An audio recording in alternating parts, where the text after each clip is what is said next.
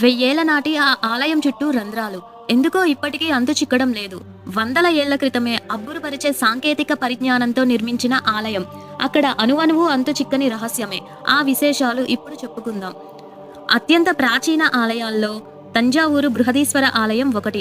11వ శతాబ్దంలో చోళులు నిర్మించిన ఆ ఆలయం ప్రపంచ వారసత్వ ప్రదేశంగా యునెస్కో గుర్తింపు పొందింది. తంజావూరులో మొత్తం 74 దేవాలయాల్లో అత్యద్భుతమైనది శ్రీ బృహదీశ్వర ఆలయం. గ్రానైట్తో నిర్మించబడిన ప్రపంచంలోనే మొట్టమొదటి శివాలయంగా గుర్తింపు పొందింది. తంజావూరు పర్యటనలో ఉన్న పర్యాటకులు తప్పనిసరిగా సందర్శించాల్సిన ఆలయం ఇది.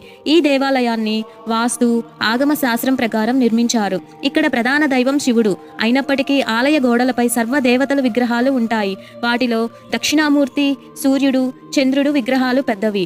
అష్టదిక్పాలకులైన ఇంద్రుడు, అగ్ని, యముడు, నిరుతి, వరుణుడు, వాయువు, కుబేరుడు, ఈశానుడు విగ్రహాలను కలిగిన అరుదైన దేవాలయాల్లో ఇది ఒకటి. 1000 సంవత్సరాల క్రితం నిర్మించిన ఆలయం అయినప్పటికీ ఇప్పటికీ కొత్తగా నిర్మించినట్లు కనిపిస్తుంది.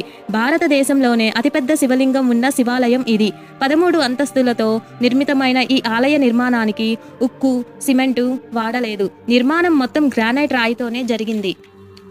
భారతదేశంలోనే ఎక్కడా లేని విధంగా 13 అంతస్తులు కలిగిన ఏకైక పురాతన క్షేత్రం ఇది. శివలింగం దాదాపు 3.7 మీటర్ల ఎత్తు ఉంటుంది. నందీశ్వరుని విగ్రహం ఎత్తు 2.6 మీటర్లు ఉంటుంది. గోపుర కలశం 80 టన్నుల ఏకశిలతో నిర్మించారు. మధ్యాహ్న సమయంలో ఈ ఆలయ గోపురం నీడ ఎక్కడా పడదు. గుడి నీడ కనబడిన ఆలయం గోపురం నీడ మాత్రం కనిపించదు. ఈ ఆలయం చుట్టూ ఉన్న రాతి తోరణాలలో 6 మిల్లీమీటర్ల కన్నా తక్కువ పరిమాణంలో ఉండే వంపుతో కూడిన రంధ్రాలు కనిపిస్తాయి.